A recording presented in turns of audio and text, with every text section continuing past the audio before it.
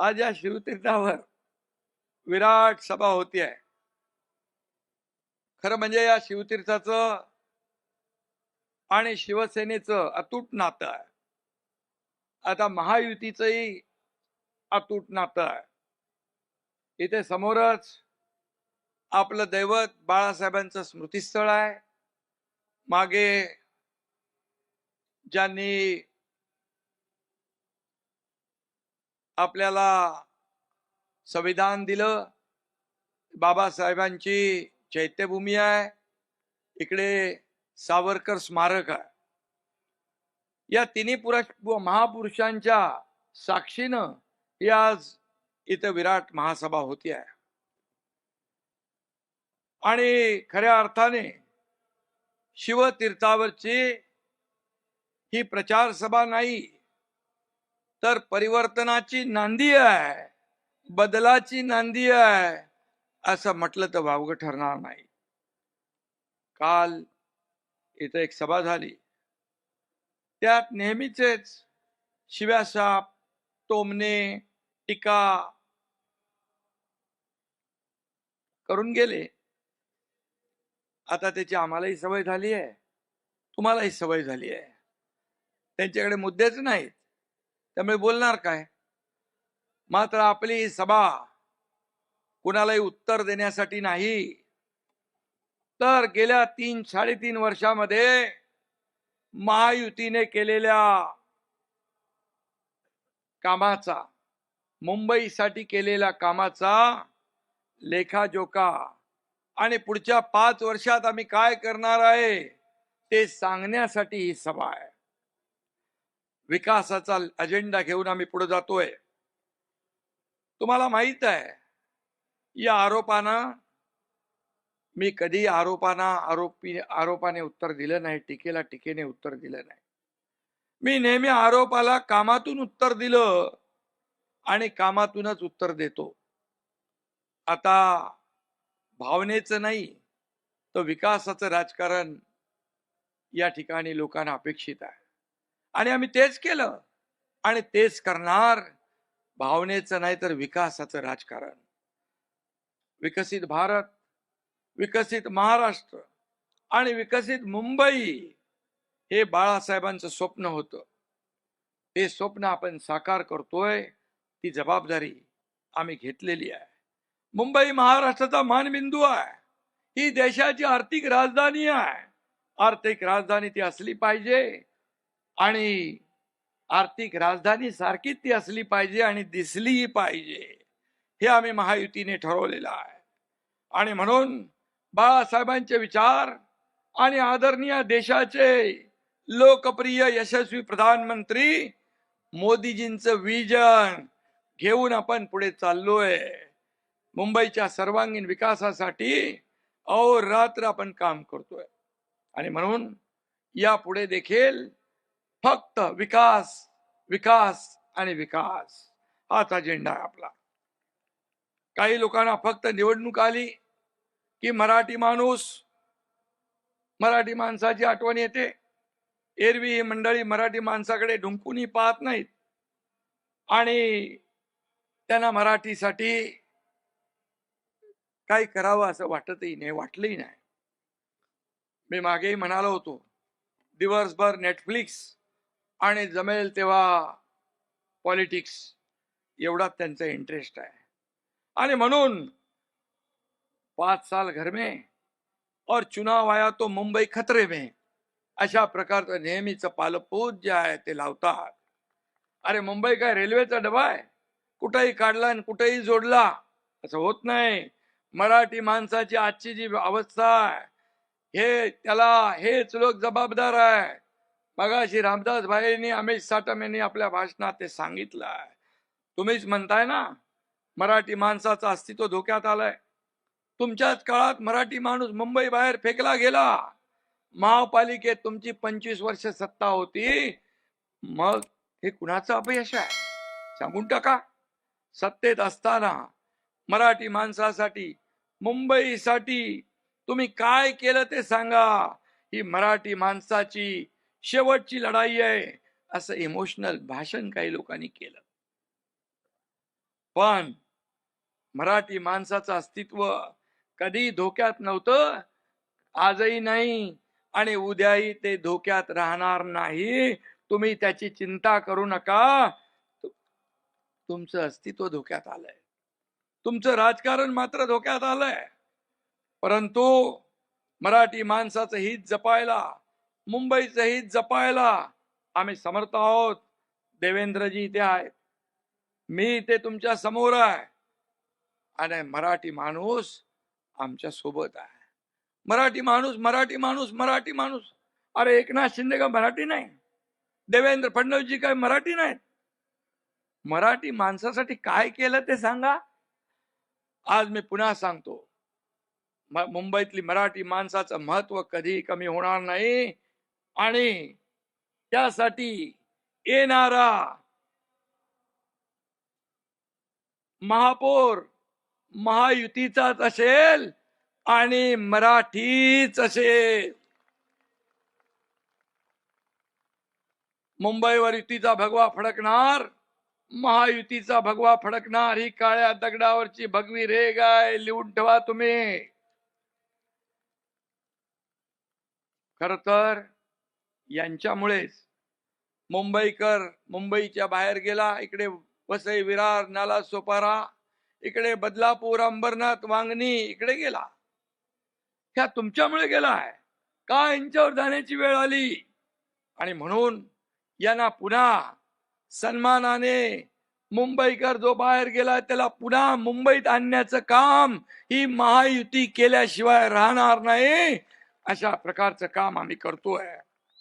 मुंबईकरांना घर, त्यांना रोजगार, मूलभूत सोयी सुविधा देणं हेच आमचं मिशन आहे, हेच आमचं मिशन आहे. देवेंद्रजीने आम्ही ठरवलेलं आहे, आता मुंबईकर जो गेलाय बाहेर, जो रडतोय, त्याला भाडं नाही, बेघर झालाय, त्याला पुन्हा मुंबईत आणू, हे आम्ही ठरवलेलं आहे. हा संकल्प आम्ही केलेला आहे. आम्ही हवेत बोलत नाही, आमचं काम बोलतंय. 3.5 वर्षाचं काम बघा, काम बघा, डोळ्यांनी बघा आणि मग बोला आमच्यावर. आमचं no settlement, only development. No settlement, only development हा आमचा अजेंडा आहे. त्यांचं करप्शन फर्स्ट होतं, आमचं मुंबई फर्स्ट आहे, मुंबई फर्स्ट. आणि म्हणून आम्ही मराठी माणसासाठी काय केलं ते मी सांगतो. नीट ऐका तुम्ही, ऐका. 20,000 इमारतींना ओसी देण्याचा निर्णय आमच्या महायुती सरकारने घेतला. 20,000 इमारती, 20,000 लोक नाहीत. पागडी मुक्त मुंबई, पागडी मुक्त मुंबई करण्याचा निर्णय आमच्या महायुती सरकारने घेतला. फनेल झोन मध्ये अडकलेलं रिडेव्हलपमेंट करण्याचा निर्णय आमच्या सरकारने घेतला. झोपडपट्टी मुक्त मुंबईसाठी 17 मोठे झोपडपट्ट्यांचे क्लस्टर करण्याचा निर्णय आम्ही घेतला. खड्डे मुक्त मुंबई करण्याचा निर्णय आम्ही घेतला. मला आठवतंय, मी मुख्यमंत्री होतो, देवेंद्रजी आणि आम्ही ठरवलं, आयुक्तांना बोलवलं, का खड्ड्यातून प्रवास आमच्या जनतेचा, मुंबईकरांचा, तुम्ही सगळे रस्ते काँक्रीटचे करा. 2 फेज मध्ये आपण मुंबईतले सगळे रस्ते काँक्रीटचे करतोय. मे पर्यंत बरेचसे रस्ते त्यातले होतील. पुढच्या 1 वर्षात मुंबई खड्डे मुक्त झाल्याशिवाय राहणार नाही. हे काम आहे आमचं, हे काम केलंय. म्हाडा इमारतींच्या पुनर्विकासासाठी क्लस्टर योजना आम्ही आणली आहे. मगाशी सांगितलं गिरणी कामगारांचं, तुम्ही एक तरी गिरणी कामगार घर दिला? आम्ही साठम इथं बसलेत, 10 ते 12 हजार गिरणी कामगारांना महायुतीने घर दिली आणि आणखी 1 लाख गिरणी कामगारांना मुंबई आणि MMR मध्ये महायुती घर देणार. कारण मुंबईकर मुंबईसाठी खपलाय. आम्ही स्वतःची घर भरणारे नाही, लोकांना घर देणारे आहोत. आम्ही देणारे आहोत, आम्ही घेणारे नाही. 3.5 वर्षात पाहिलंय तुम्ही, लाखो मुंबईकरांना, मराठी माणसांना त्याचा फायदा होईल. त्यांच्या काळातलं एक तरी काम सांगा. उलट आधी जी कामं सुरू होती ते देवेंद्रजी मुख्यमंत्री असताना हे झाल्यानंतर, हे मुख्यमंत्री झाल्यानंतर त्याला स्टे दिला, स्पीड ब्रेकर आणला, सगळं सगळं ठप्प केलं, मेट्रो 3चा प्रवास रोखला. पण आमचं सरकार आल्यानंतर सगळे स्पीड ब्रेकर हटवले, मेट्रोचं स्पीड ब्रेकर हटवलं, मेट्रो चालू झाली, कारशेड सुरू झाला, रस्त्याचं काम सुरू झालं, समृद्धीचं काम सुरू झालं, बुलेट ट्रेनचं काम सुरू झालं, सगळं सुरू झालं, अटल सेतूचं काम सुरू झालं. या लोकांनी काम रोखलं म्हणून 10,000 कोटींचा खर्च वाढला. हा खर्च तुमच्या खिशातून आम्ही वसूल करायचा का? तुमच्या अडेल तट्टू भूमिकेमुळे तुम्ही हे प्रकल्प रोखले, मुंबईकरांचे हाल झाले, लोकल गर्दीमध्ये लोक गुदमरले. याला जबाबदार कोण? खरं तर हे लोक विकास विरोधी, अँटी डेव्हलपमेंट आपण म्हणतो ना, तशा प्रकारचे लोक आपण पाहिले. मुंबईत सुरू असलेल्या पुनर्विकासाच्या कामामुळं यांना खोकला होतो म्हणे, कुठेतरी म्हणाले. पण वर्षानुवर्षे झोपडपट्ट्यांमध्ये आणि धोकादायक इमारतीमध्ये राहणाऱ्या लोकांपेक्षा यांच्या स्वतःच्या खोकल्याचं कौतुक मोठं आहे. अरे, स्वतःच्या बंगल्याला परमिशन आणि गरिबांच्या घरांमुळे पोल्युशन होतंय, प्रदूषण होतंय. तुम्ही बंगल्यावर बंगले बांधा आणि या गोर गरिबांनी झोपडपट्टीमध्ये त्या बाथरूमच्या टॉयलेटच्या पाण्यामध्ये, गटाराच्या पाण्याच्या बाजूला राहायचं, कितपत पडायचं. लोकांच्या वेदना जाणून घ्यायला कुणाचा जन्म कुठे झाला हे महत्वाचं नसतं, काहीतरी म्हणाले ते. आणि म्हणून सर्वसामान्यांसाठी कोण पोटतिडकीने काम करतोय ते महत्वाचं आहे. तुम्हाला कळणार कसं? देवेंद्रजी काय, मी काय, आम्ही ऑन फील्ड काम करणारे आहोत, आम्ही जमिनीवरचे कार्यकर्ते आहोत. तुम्ही घरात बसता, घरात बसलेल्यांना दुःख काय कळणार, लोकांची काय वेदना कळणार? आणि म्हणून सर्व मी एकच सांगतो, मागे पहलगाममध्ये हल्ला झाला, त्यात आपले हिंदू बांधव मारले गेले, मराठी माणसंही होती, आपल्या आया बहिणींचं कुंकू पुसलं गेलं, तेव्हा हे लंडनच्या थंड हवेत थंड बसले होते ना. या हल्ल्यानंतर या देशाचे प्रधानमंत्री दौरा अर्धवट सोडून भारतात परतले, पण यांनी काही लंडन सोडलं नाही. अरे काय असा जीव अडकलाय तिकडं त्या लंडन मध्ये? असं काय आहे तिथे? काय आहे? घबाड आहे? जाऊ द्या, सगळी माहिती माझ्याकडे आहे, पण मी त्या खोलात जाऊ इच्छित नाही. यांच्याकडे पण आहे. आज जे लोक मराठी माणसाच्या नावाने गळे काढतात ते निवडणूक संपल्यानंतर आराम करायला कुठे जातात ते तुम्हाला माहित आहे. परत येतील ना. यांना मुंबईशी काही देणं घेणं नाही, मराठी माणसाशी काही देणं घेणं नाही. आता म्हणतात आमच्या वादापेक्षा महाराष्ट्र मोठा आहे, वादापेक्षा. अरे मग मी म्हणतो, 20 वर्षापूर्वी वेगळे का झालात? त्यावेळी तुमच्यासाठी महाराष्ट्र काय छोटा होता? बाळासाहेबांची इच्छा होती तेव्हा ती पूर्ण नाही केली. त्यावेळी बाळासाहेबांपेक्षा तुमचा स्वार्थ मोठा होता, अहंकार मोठा होता. हे साऱ्या महाराष्ट्राने पाहिलेलं आहे. एकमेकांविषयी काल परवापर्यंत एकत्र येण्यापर्यंत काय काय बोललात तेही आठवा. स्वार्थासाठी वेगळे झालात आणि स्वार्थासाठीच एकत्र आलात ही मुंबईकर जनता जाणते आहे. हे मुंबईकरांना पक्क माहित आहे. मराठी माणसाच्या नावाने खोटा पुळका, खोटं प्रेम दाखवण्याची आवश्यकता नाही. हे पुतना मावशीचं प्रेम आहे, हे खरं प्रेम आहे. आणि म्हणून मराठी माणसाने सावध राहणं आवश्यक आहे. मराठी माणसासाठी काय त्यांनी केलं हे आठवून बघा. आणि आम्ही 3.5 वर्षात, या मागचं तर जाऊ द्या, 3.5 वर्षात काय केलं ते बघा, ते बघा, काय करतोय तेही बघा. 20 वर्षात आम्ही विचारांची भूमिका, बाळासाहेबांच्या विचारांची भूमिका घेतली, तर खालच्या पातळीवर जाऊन टीका करता. मग तुमच्या भावाचे नगरसेवक फोडले तेव्हा किती तुम्ही दान दक्षिणा घेतली हो तेही एकदा सांगा, तेही सांगा. तेव्हा काही वाटलं नाही. 25 वर्ष मुंबईला लुटणारे आज भ्रष्टाचारावर बोलताय. ही मोठी गंमत आहे, मोठा जोक आहे. आणि म्हणून आम्ही आयत्या बिळावरचे नागोबा नाही, आम्ही कार्यकर्त्यातून मोठे झालोय.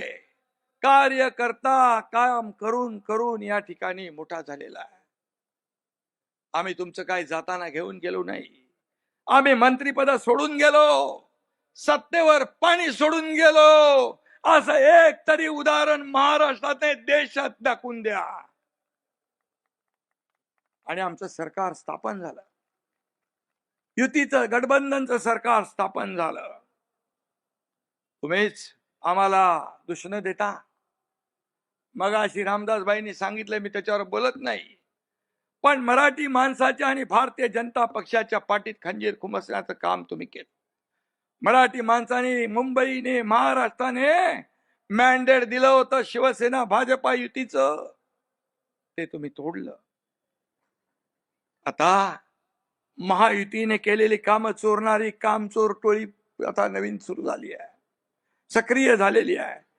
कुठेही बघितलं हे मी केलं, ते मी केलं, आम्ही केलं. त्याचे होर्डिंग पण बघितले मी, लावलेत होर्डिंग. स्थगित्या देण्याशिवाय तुम्ही काय केलं ते सांगा. फक्त तुम्ही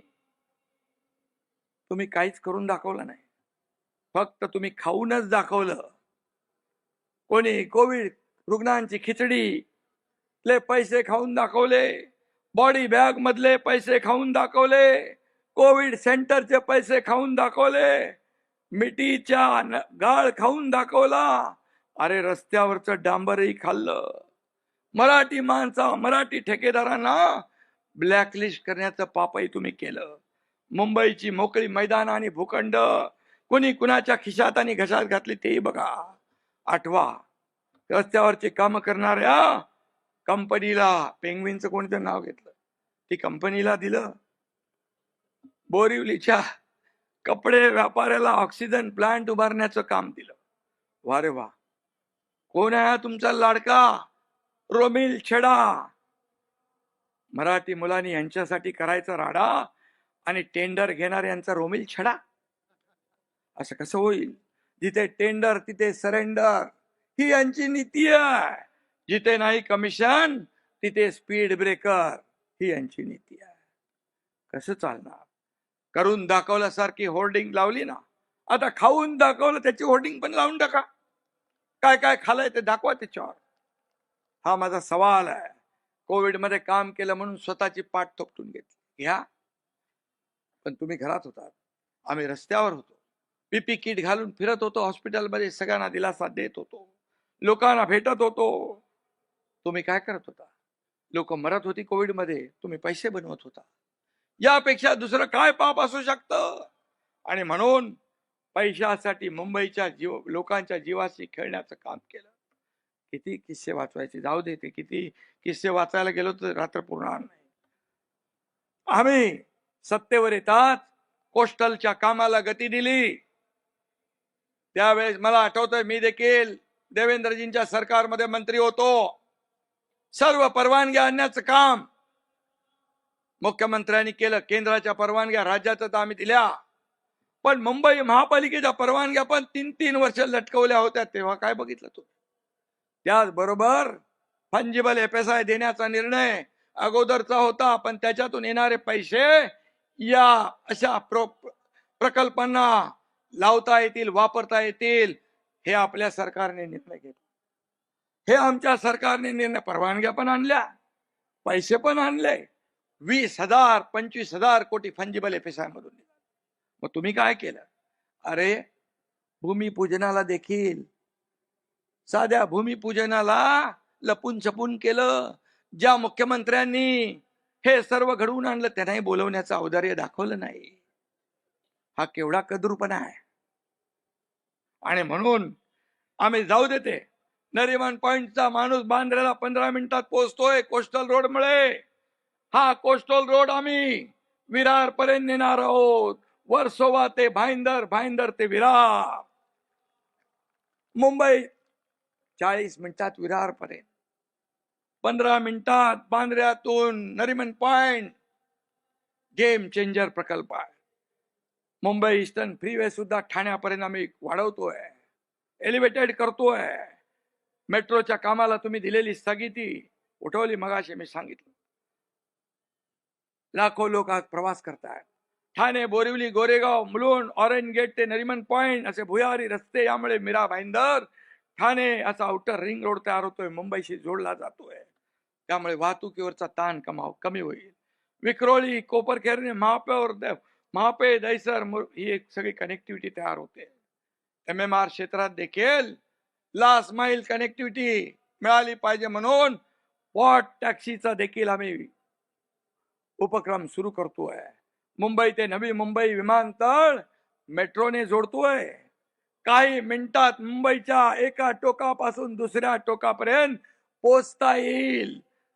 आम्ही अशा प्रकारचं जाळ निर्माण करतोय. मुंबईला अधिक जवळ आणतोय. आम्ही मुंबईला जोडतोय. आम्ही मुंबईला जोडणारे आहोत, तोडणारे नाही. तोडणारे नाही. त्यामुळे मुंबईतल्या प्रवासाचा वेळ वाचेल, खर्च वाचेल, कुटुंबाला जास्त वेळ देता येईल, त्याला आनंदी करता येईल आणि म्हणून त्याच्या आयुष्यामध्ये आनंदाचे दिवस येतील. याला म्हणतात विकास. प्रवासाचा त्रास घरात बसणाऱ्या, घराबाहेर पडणाऱ्यांनाच कळतो. घरात बसणाऱ्यांना तो कसा कळेल? आणि म्हणून मुंबईचं प्रदूषण कमी करण्यासाठी आतापर्यंत STP नव्हते. हे छोट्या छोट्या शहरामध्ये STP आहेत. कल्याण, डोंबिवली, ठाणे असे छोटे शहर जे बघितले तिथे STP आहेत. मुंबई सारख्या शहरात STP नाही. ते आम्ही सुरू केले. 1.5 वर्षात STP चे काम पूर्ण होतील.